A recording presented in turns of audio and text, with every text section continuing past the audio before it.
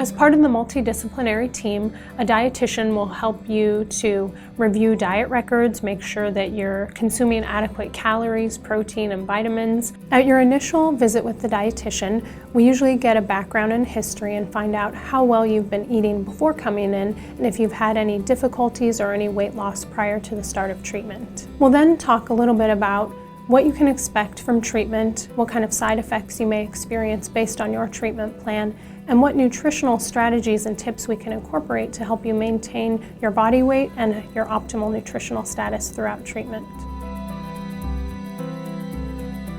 Nutrition is important for anyone facing a new cancer diagnosis because optimal nutrition from a balanced and healthful diet will help your immune system to function better.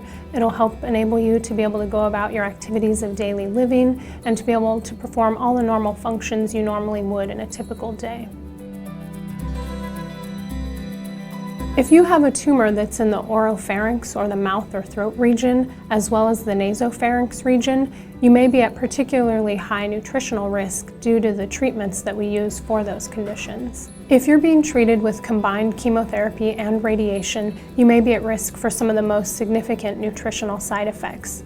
Those range anywhere from dry mouth, taste changes, nausea, vomiting, painful or difficulty chewing or swallowing. As radiation progresses, people notice that their mouth becomes a bit more sensitive.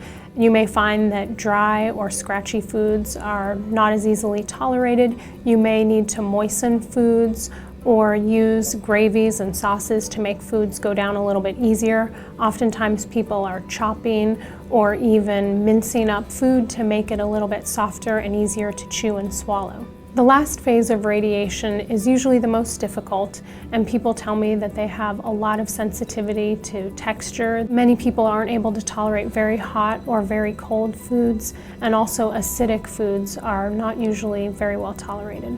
I tell you the progression of treatment and the side effects not to frighten you, but to let you know what's normal. And we're here every step of the way to help you get through it.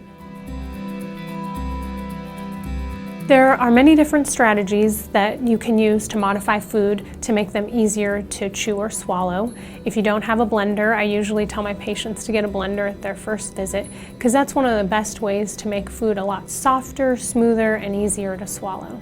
If you're having taste changes, often we can do things like manipulate food with herbs, spices, seasonings, even maybe a little salt or sugar. You can modify the taste to make it a little bit more palatable. At virtually every meeting with your oncologist, they may be asking you about how many calories you're eating. We can help you to increase your calorie intake with lots of different strategies. You'll be using liberal amounts of oils and butter, cream, things you're probably not used to incorporating into everyday life. Hydration is also critically important throughout your treatment. We're not just talking water, but there are lots of beverages that can help hydrate you as well as provide you with electrolytes or calories and protein. So we'll be talking a lot about what you should be drinking throughout treatment. Many patients rely on liquid nutrition throughout the treatment. There are some commercially available products, but we can also customize like some smoothie and milkshake recipes to help you get through this time.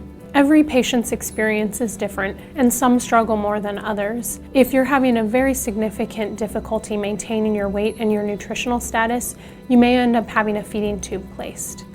While this sounds scary, we are all here to help you get through it and let you know how you can use this device to increase your nutritional intake and to improve your health.